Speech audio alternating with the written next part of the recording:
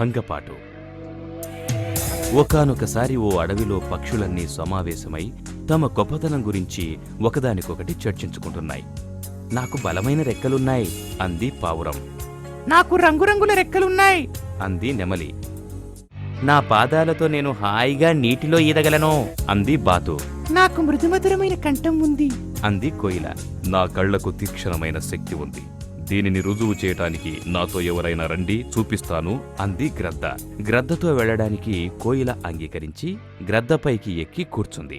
గ్రద్ద ఆకాశ మార్గాన వెళుతూ, మిత్రమా, నువ్వింత ఎత్తున ఎగరగలవా అనడిగింది కోయిలతో గర్వంగా. నేనెగరలేను మిత్రమా అంది కోయిల. పోనీ భూమి మీదున్న ఆ గొర్రె కనిపిస్తోందా అనడిగింది కిందికి చూస్తూ గద్ద. నాకు కనిపించడం లేదు మిత్రమా అంది కోయిల. సరే, ఇప్పటికైనా ఒప్పుకున్నావా నేనెంత గొప్పదాన్నో అంటూ ఆ గద్దను పట్టుకోవడానికి కిందికొచ్చి వలలో చిక్కుకుపోయింది.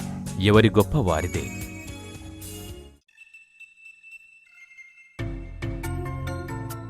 అది ఒక పెద్ద అడవి. ఆ అడవిలో చిన్నవి పెద్దవి చాలా జంతువులున్నాయి. ఈ మృగాలన్నిటికీ రాజు అదుగో సింహం. ఈ అడవిలో దీని పని ఏమిటంటే బాగా జంతు మాంసం తినడం, తిరగడం.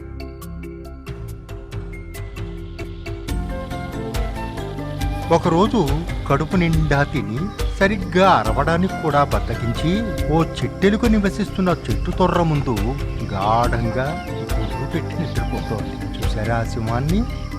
మృగరాజు గురక విని ఆ చెట్టు తొర్రలోంచి ఒక చిట్టెలుక బయటకొచ్చి నిద్రపోతున్న సింహం శరీరం మీద దాని ఇష్టం వచ్చినట్టు ఆడుతోంది. ఆ సింహానికి నిద్రాభంగం కలిగి అడవి అదిరిపోయేలా గర్జించి చిట్టెలుకను చెరబట్టింది.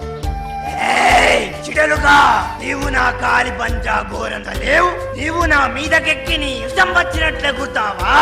నిన్ను లేదు, నిన్ను వదిలిపెట్టను, చంపేస్తా. అది తప్పే, ఏదో తెలియక చేశాను. ఈసారికి నన్ను క్షమించి వదిలిపెట్టు. చంపేస్తా.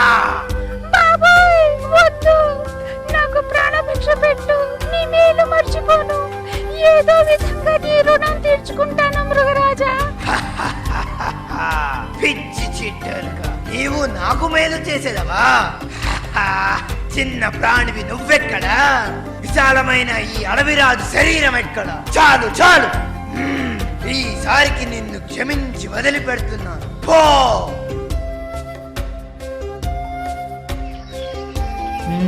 ఈసారి తప్పకుండా పడుతుంది. ఇంత చేసిన తర్వాత పడకుండా ఉంటుందా? మళ్ళీ వద్దాం పదా. ప్రతిసారి విసిగిపోయిన వేటగాండ్రు ఈసారి కొత్త పద్ధతిగా ఏర్పాటు చేసి వచ్చారు. అదుగో రానే వచ్చింది సింహం. లావుబాటు పడవేసి నన్ను కట్టి పడేశారు. కాసేపట్లో వాళ్ళు వచ్చి నా ప్రాణం తీస్తారు. మృగరాజా, నేను చిడలకను, నీవేం భయపడకు, నేను వస్తున్నాను.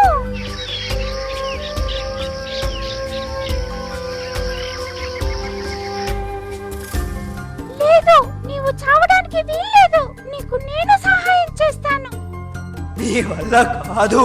మృగరాజా, నీవు నాకు మేలు చేశావు, నేను మర్చిపోలేను. నీ రుణం తీర్చుకునే అవకాశం నాకు చిక్కింది. నన్ను విడిపించడం మాటలు కావు చిట్టెలుగా. విడిపించి చూపిస్తాను. భగవంతుడే నాకు ఆ శక్తిని ప్రసాదించాడు. చూడు.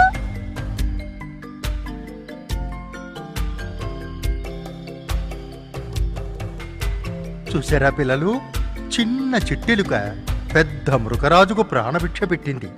ఏ పుట్టలో ఏ పాముందో ఎవరికెరుక.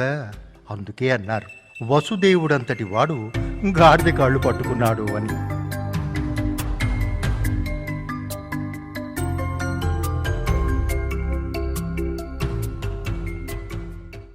పిల్లిపోరు పిల్లిపోరు. ఓ చీకటి రాత్రి ఓ తెల్ల పిల్లి నల్ల పిల్లి కలిసి ఓ ఇంట్లో రహస్యంగా దూరి రొట్టెను నోటితో ఖర్చుకుని ఓ ఇంటి మీదికి చేరే. ఆ రొట్టెని ఎవరు తినాలి? కలిసి దొంగలించుకొచ్చాయి కదా. ఆకలి ఎక్కువ ఉన్నవారు ఎక్కువ, ఆకలి తక్కువ ఉన్నవారు తక్కువ తినాలని తగువులాడుకోసాగాయి. నాకు ఆకలంటే నాకు ఆకలి ఎక్కువని దెబ్బలాడుకోసాగి. ఆ తంతు చెట్టుపైనున్న ఓ కోతి బావ గమనిస్తున్నాడు. మధ్యలో వచ్చి రొట్టెని అందుకున్నాడు. ఇద్దరు వచ్చి మీద పడ్డారు. ఆ రొట్టె ఇక్కడ పెట్టి కోతి బావా, అసలే ఎంతో ఆకలి మీద ఉన్నాం అంటూ గయ్యమన్నారు ఇద్దరు. అయితే తెల్లపిల్లి నల్లపిల్లి, మీ ఆకలి తీర్చే మార్గం నేను చెబుతా, సరిగ్గా తూకం వేసి భాగాలు పంచుతాను అంటూ ఓ త్రాసు తెచ్చింది. దానికి సరే అన్నారు ఇద్దరు. ఒక దాంట్లో ఒక వంతు, మరో దాంట్లో 3 వంతులుగా రొట్టెను తుంచి తూకం వేసింది ఆ కోతి. ఎక్కువ భాగంలో ఎక్కువైందని కొంత తినడం ప్రారంభించింది. అలా శాంతం ఇద్దరూ చూస్తుండగానే మొత్తం తినేసింది కోతి. ఇద్దరికీ అర్థం కాక అయోమయంగా చూస్తూ ఉండిపోయారు. కోతి చెట్టుపైకి మెల్లిగా జారుకుంది. చేసేది లేక 2 పిల్లులు మళ్ళీ వేటకు బయలుదేరాయి. చూసారా బాలలు, ఇద్దరు తగాదా ఆడుకుంటూ మధ్యలో న్యాయం కోసం మరొకరి దగ్గరికి వెళ్తే ఇలాగే ఉంటుంది మరి. మధ్యలో వారు బాగుపడతారు తప్ప వాళ్ళకి మిగిలిదేమీ ఉండదు. అందుకని తస్మాత్ జాగ్రత్త సుమా. కాకమ్మా కాకి. అనగనగా ఓ కాకి. ఓ రోజు అది ఎండలో తిరిగి తిరిగి దానికి చాలా దాహం వేసింది. మంచినీళ్ళ కోసం సరస్సులు, బావులు, ట్యాంకులు అన్నీ వెతికేసింది. కానీ ఒక్క చుక్క నీరు కూడా దొరకలేదు. ఎంతో బాధతో అలా ఎగురుకుంటూ వస్తూ ఉండగా ఓ చెట్టు కింద కుండలో నీళ్లు కనిపించాయి. అంతే, రివ్వున వచ్చి కుండపైన వాలింది. కుండలో నీళ్లు ఎక్కడో అడుగున ఉన్నాయి. పాపం కాకి ముక్కు చిన్నది కావడంతో దానికి అందులో నీళ్లు అందలేదు. అయినా కాకి పట్టుదల విడలేదు. ఏం చేయాలని ఆలోచిస్తూ ఉండగా ఓ ఆలోచన తట్టింది. పక్కనే పడి ఉన్న రాళ్లను ఒక్కొక్కటిగా తెచ్చి కుండలో వేసింది. రాళ్లు కుండలో పడ్డం మూలంగా నీరు పైకొచ్చేసింది. దాంతో కాకి సులువుగా దాహం తీర్చుకుని రివ్వునే ఎగిరిపోయింది. ఈ కథ వలన మనకు అర్థమైంది ఏమిటంటే, కష్టపడకుండా మనం దేన్ని సాధించలేము. పుల్లని ద్రాక్ష. అనగనగా ఓ అడవిలో ఓ జిత్తుల మారి నక్క ఉండేది. దాని పేరు నాగులు. ఈ నాగులు ఎంత తెలివైన వాడంటే, పొదల చాటున నక్కి ఏ పుట్టలో ఏ పాముందో కూడా చెప్పేయగలడన్నమాట. ఓ రోజు నాగులు ఓ పిచ్చుకను వెంబడిస్తూ వెంబడిస్తూ ఓ పొదల మధ్యకు వచ్చి నేలపై అల్లుకున్న ద్రాక్షలను చూశాడు. అవి ఏంటో తెలియదు గనక ఒక ద్రాక్షను తెంపి రుచి చూశాడు. అవి చాలా తీయగా ఉన్నాయి. ఈ సత్యాన్ని ఆలస్యంగా తెలుసుకున్నాడు నాగులు. నేనెంత అదృష్టవంతుణ్ణి! ఈ పిచ్చికే కనుక రాకపోతే ఈరోజు నేను ఈ ప్రదేశానికి వచ్చి ఉండేవాడినే కాదు. ఇలాంటి రుచికరమైన ద్రాక్షాలు తినుండేవాడినే కాదు. థ్యాంక్స్ తమ్ముడు. అది విని ద్రాక్షలు తింటున్న పిచ్చుక, ఇక్కడే చూసావు నాగులు, నువ్వు కనుక నాతో వచ్చావనుకో నీకు చాలా పెద్ద పెద్ద ద్రాక్ష తోటలు చూపిస్తాను. అక్కడ సంవత్సరాల కొద్ది తిన్నా తరగని ద్రాక్షలున్నాయి. నిజమా? డబల్ థ్యాంక్స్ తమ్ముడు. నన్ను వెంటనే అక్కడికి తీసుకెళ్ళవా? సరే పద. పాపం నాగులకు తెలియదు, పిచ్చుక తీసుకెళ్లే తోటలో ద్రాక్షలు ఆకాశానికి అంటి ఉంటాయని. నాగులు ద్రాక్షలను అందుకోవాలని ఎన్నోసార్లు ఎగిరాడు. కానీ లాభం లేకుండా పోయింది. చివరికి అలసిపోయాడు. అది చూసిన పిచ్చుక, సారీ నాగులు, నువ్వు వీటిని అందుకోలేవేమో. ఏం పర్లేదు తమ్ముడు. అయినా ఈ ద్రాక్షలు పులుపు అయి ఉంటాయి. మా నక్కలు పులుపు పదార్థాలు తినవు కదా, అందుకే అవి మాకు అందకూడదని దేవుడు ఆకాశంలో కట్టేశాడు. మనది కాని దానికోసం కష్టపడే దానికన్నా మనకు అందుబాటులో ఉన్న దానితో తృప్తి పడడం మంచిది కదా. పద అక్కడికే పోదాం. చల్ చల్. అవును నిజమే. మనది కాని దాని మీద ఆశపడటం కన్నా మనకున్న దానితో తృప్తి పడటం మంచిది.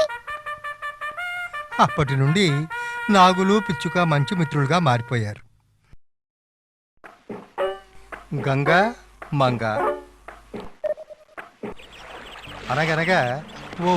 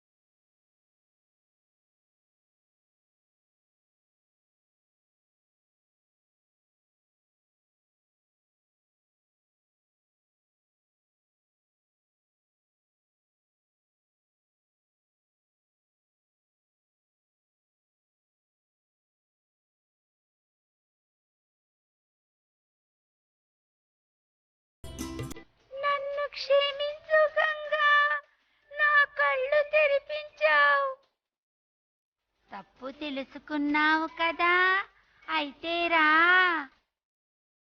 మంగ తన తప్పును తెలుసుకుని పశ్చాత్తాపంతో వెళ్ళిపోయింది. పిల్లలు, మనం అహంతో ఒకరిని దెబ్బతీయాలనుకుంటే మనమే మోసపోతామన్న సంగతి మర్చిపోవద్దు.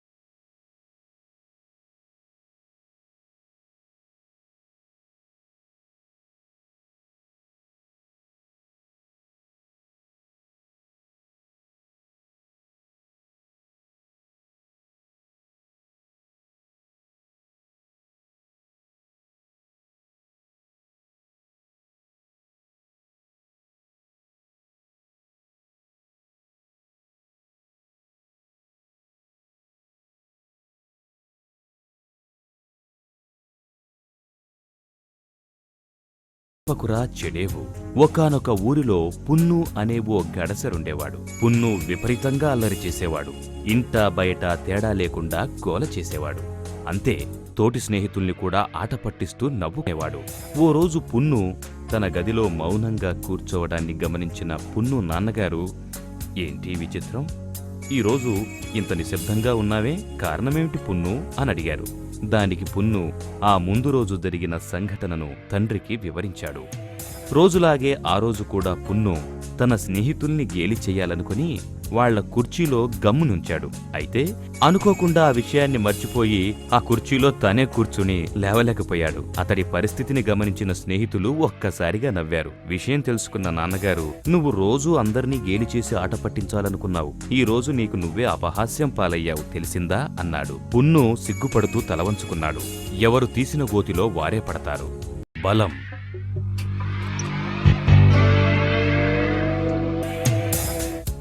పూర్వం ఓ అడవిలో ఓ పెద్ద వేప చెట్టు, వెదురు చెట్టు ఉండేవి. వేప చెట్టు బలమైంది, దృఢమైంది. అందువల్ల దానికి తన రూపాన్ని చూసి విపరీతంగా గర్వంగా ఉండేది. ఓసారి వెదురు చెట్టుతో, మిత్రమా, నువ్వు చాలా బలహీనంగా ఉన్నావు. చిన్న చిన్న గాలి దుమారానికి సైతం నువ్వు ఒరిగిపోతావు. నన్ను చూడు, నేనెంత దృఢంగా బలంగా ఉన్నాను. పెద్ద తుఫాను వచ్చినా నేను తట్టుకోగలను, తెలిసిందా అంది గర్వంగా. దానికి వెదురు చెట్టు ఏం సమాధానం చెప్పాలో తెలియక మౌనంగా ఉండిపోయింది. కొన్ని రోజుల తరువాత ఆ అటవీ ప్రాంతమంతా తుపానుతో అట్టుడికిపోయింది. ఆ తుపాను గాలికి తేలికగా బలహీనంగా ఉన్న వెదురు చెట్టు అటూ ఇటూ ఊగిపోయింది. అంతే తప్ప దానికి ఏ హాని జరగలేదు. అయితే వేప చెట్టు మాత్రం తుపాను గాలికి అటూ ఇటూ ఊగలేకపోవటం వల్ల కూకటి వేళ్లతో సహా పెకలించుకొని భూమ్మీదికి పడిపోయి మరణించింది. బలముందని చెప్పి తాను వెదురు చెట్టుని తూలనాడానని బాధపడుతూ వేప చెట్టు మరణించింది. బలముందని ఇతరులను దూషించడం తగదు.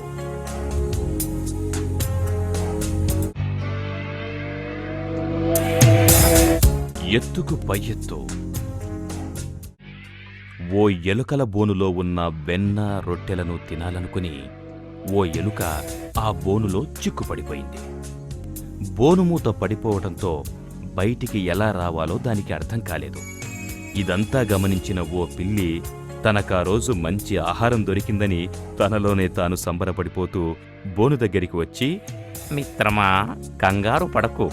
ఈ రోజు నుంచి మనిద్దరం మిత్రులం, సరేనా అంది ఎలుకతో.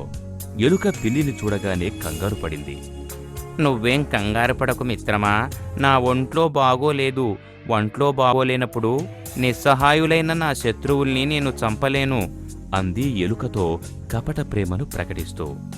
నీ వ్యక్తిత్వం వెలకట్టలేనిది మిత్రమా అంది ఎలుక పిల్లితో. అంతే ప్రేమ నటిస్తూ పిల్లి సంతోషించింది. మిత్రమా, అనారోగ్యంతో ఉన్న నీకు శ్రమ ఇవ్వలేను, అయినా ఈ సహాయం చేసిపెట్టు అంది ఎలుక. పిల్లి ఏమిటని అడిగింది మనసులోనే ఆనందపడుతూ. కొంచెం ఈ బోను తలుపు తీసి పుణ్యం కట్టుకోవా అంది లాలనగా ఎలుక పిల్లితో. పిల్లి భలే అదను దొరికిందని ఆనందపడుతూ బోను తెరవగానే ఎలుక తుర్రుమని దగ్గర్లో ఉన్న కన్నంలోకి వెన్న రొట్టెతో సహా వెళ్ళిపోయింది. పిల్లి కంగుతింది. ఎత్తు వేసేవాళ్ళొకరైతే పై ఎత్తు వేసేవాళ్లు